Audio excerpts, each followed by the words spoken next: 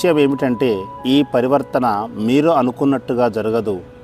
పరివర్తన తండ్రి అనుకున్నట్టుగానే జరుగుతుంది. అందువల్ల మీ హృదయము, మనస్సు ఈ పరివర్తనను త్వరగా స్వీకరించలేకపోతున్నది. సత్యయుగం తర్వాత త్రేతాయుగం రావాల్సిందే. త్రేతాయుగం తర్వాత ద్వాపరయుగం కూడా తప్పకుండా రావాల్సిందే. ఆ తర్వాత కలియుగము కూడా రావాల్సిందే. ఈ పరివర్తనలు నిశ్చయంగా జరగవలసిందే. సంగమ యుగము, తండ్రిని కలిసే యుగము, ఇందులో కూడా పరివర్తన తప్పకుండా జరగాల్సి ఉంది. అదే పరివర్తన చూస్తున్నారు, నిశ్చయంగా జరుగుతోంది. ఒకవేళ పిల్లలు చెప్పినట్లుగా పరివర్తన తండ్రి చేసినట్లయితే తండ్రికి ఎంతమంది పిల్లలు ఉన్నారు, ఆ సంఖ్య ఎంత ఉన్నది? ఒకవేళ పిల్లలు చెప్పిన ప్రకారంగా తండ్రి పరివర్తన చేశారే అనుకోండి, మరి బ్రాహ్మణ పిల్లలు అందరూ కూడా 100 మంది లేదా 1000 మంది బ్రాహ్మణ పిల్లలు ఒకే విచారధారతో సంకల్పం చేసినట్లయితే వారి కోరిక అనుసారంగా పరివర్తన చేయగలుగుతారు. అలా సంకల్పం చేయగలరా?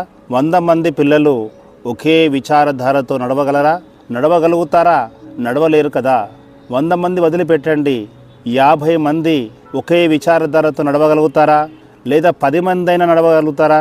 10 మందిని వదిలిపెట్టండి, 5గురైనా నడవగలుగుతారా?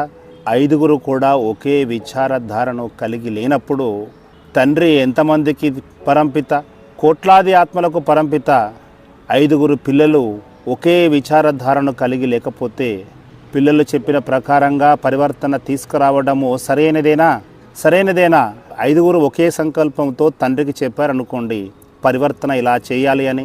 లేదా 100 మంది చెప్పారనుకోండి, ఇలాంటి రథాన్ని మీరు స్వీకరించండి బాబా అని. అలాంటి వారి మాటను తండ్రి వినవలసిందేనా? ఆ 100 మందిలో 20 మంది ఒకవైపు వేలెత్తి చూపుతూ ఉంటారు, మరో 10 మంది మరోవైపు వేలెత్తి చూపుతారు, అందులో 50 మంది మరోవైపు వేలెత్తి చూపుతారు.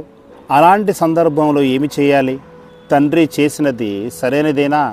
ఎవరైతే తండ్రి చేసినది సరైనదని భావిస్తున్నారో వారు ఒకసారి హృదయపూర్వకంగా చేయిని ఎత్తి తెలపండి. హృదయపూర్వకంగా సరే, తండ్రి తాను అనుకున్నట్టుగానే పరివర్తన చేయాలా? సరే, మంచిది. ఇప్పుడు ఒకసారి మీ హృదయం పైన చేతి వేసుకొని చెప్పండి, బాబా, ఏదైతే మీరు చేశారో, ఏదైతే మీరు చేస్తున్నారో అదంతా కూడా నాకు ఆమోదయోగ్యమే, నేను స్వీకరిస్తున్నాను, నాకు అంగీకారమే అని చెప్పండి. అందరికీ అంగీకారమేనా?